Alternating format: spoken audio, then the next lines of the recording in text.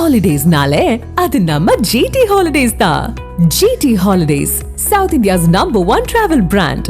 சென்னையில் விட்டு விட்டு கனமழை பெய்து வரும் நிலையில் மெரினா கடற்கரை கடும் சீற்றத்துடன் காணப்படுகிறது. அந்த காட்சிகளை தற்போது பார்க்கலாம்.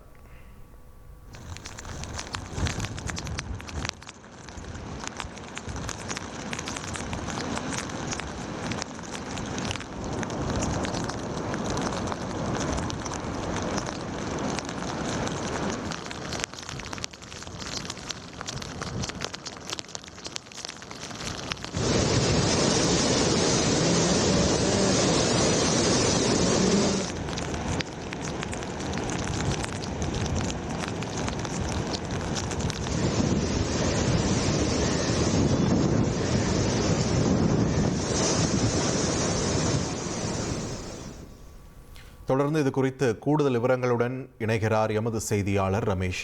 ரமேஷ், வணக்கம்.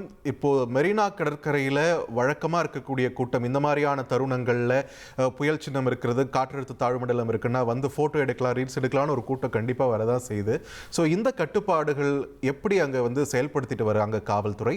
அங்குள்ள சூழல் என்ன? இந்த கட்டுப்பாடையும் மீறி யாராச்சும் வர முயற்சி பண்ணுறாங்களா? என்ன நிலவரம் ரமேஷ்? டிட்வா புயல் வலுவிழந்து வருவதாக வானிலை ஆய்வு மையம் சொல்லக்கூடிய சூழலில் மெரினா கடற்கரை சீற்றத்துடன் காணப்படுவதை பார்க்க முடிகிறது.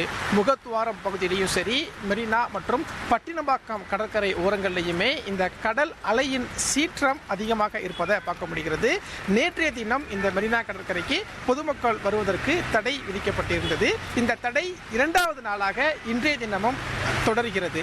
மெரினா கடற்கரையினுடைய அனைத்து நுழைவு வாயில்களும் அடைக்கப்பட்டு விட்டது. பொதுமக்கள் யாரும் கடற்கரைக்கு வர வேண்டாம் அப்படின்னு காவல்துறை சார்பில் சொல்லப்பட்டிருக்கு. அதையும் தாண்டி பொதுமக்கள் பலர் இந்த மெரினா கடற்கரை ஓரங்கள்லையும் பட்டினப்பாக்கம் கடற்கரை பகுதிகளிலையும் இந்த கடல் அலை எப்படி இருக்கு அப்படிங்கிறத பார்ப்பதற்காக, புகைப்படம் எடுப்பதற்காக வருவதை பார்க்க முடிகிறது. அப்படி இந்த அத்துமீறி வரக்கூடியவர்களை காவல்துறையினர் கண்டித்து திருப்பி அனுப்பக்கூடிய காட்சிகளை களத்தில் பார்க்க முடிகிறது. மற்றொரு பக்கம் கடல் அலையின் சீற்றம் அப்படிங்கிறதும் அதிகமாகவே இருக்கிறது. ஏனென்றால் இந்த டிட்வா புயல் காரணமாக உருவான இந்த ஆழ்ந்த காற்றழுத்த தாழ்வு மண்டலம் அப்படிங்கிறது வட தமிழக கடற்கரை ஓரங்களில் 50 கிலோமீட்டர் தொலைவில் மையம் கொண்டிருக்கதா சொல்லப்பட்டிருந்தது.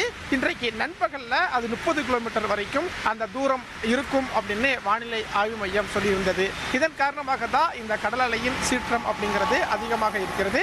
சென்னையை பொறுத்த வரைக்கும் இந்த சீனிவாசபுரம் முகத்துவாரமும் சரி, நேப்பியர் பாலம் அருகே இருக்கக்கூடிய முகத்துவாரம், இந்த 2 முகத்துவாரத்திலேயுமே சென்னையில் தேங்கக்கூடிய அந்த மழை நீர் முகத்துவாரம் வழியாக கடல்ல போய் சேரும். அந்த இடத்திலேயுமே கடல் சீற்றம் அதிகமாக இருப்பதை பார்க்க முடிகிறது. மற்றொரு பக்கம் இன்றைக்கு வாரத்தின் முதல் நாள் அப்படிங்கிறதுனால, முதல் வேலை நாள் அப்படிங்கிறதுனால பலரும் தங்களுடைய பயண திட்டமிடலை வச்சிருந்தாங்க. அப்படி தங்களுடைய பயணத்தை தொடரக்கூடியவர்கள் சாலையில் செல்லும் போது கடுமையான சிரமத்தை சந்திச்சு பயணிக்கக்கூடியதை பார்க்க முடிகிறது. நேற்றைய தினம் சென்னைக்கு மழைக்கான அலர்ட் கொடுக்கப்பட்டிருந்தது. ஆனால் நேற்றைக்கு சென்னையில் பெரிய அளவுக்கு மழைப்பொழிவு அப்படிங்கிறது இல்லாமல் இருந்தது. ஆனால் இன்றைய தினம் சென்னையின் காலை பொழுது தொடங்கும் போதே ஒரு கனமழையோடு தான் தொடங்கியது. அந்த கனமழை இன்னும் நிற்கவில்லை. தொடர்ந்து அது கனமழையாக கொட்டி தீர்க்கிறதுனால சாலையில் பயணிக்கக்கூடியவர்களும் ஒரு கடுமையான சிரமத்தை சந்தித்து இன்றைய திட்டமிடலை தொடங்கி வருகிறார்கள். நன்றி ரமேஷ், உங்களுடைய விரிவான தகவல்களுக்கு. நேயர்களே, மெரினா கடற்கரை உள்ளிட்ட கடற்கரைகள் பொதுமக்கள் வர வேண்டாம் என்ற அறிவுறுத்தல் வழங்கப்பட்டிருக்கிறது. அதையும் மீறி சிலர் வருகிறார்கள். அதை தடுக்கும் பணிகள் அங்கு முன்னெடுக்கப்பட்டிருக்கிறது. களத்திலிருந்து எமது செய்தியாளர் ரமேஷ் வழங்கிய விரிவான தகவலை பார்த்தோம். ஹாலிடேஸ்னாலே அது நம்ம ஜிடி ஹாலிடேஸ் தான். GT holidays, south India's #1 travel brand.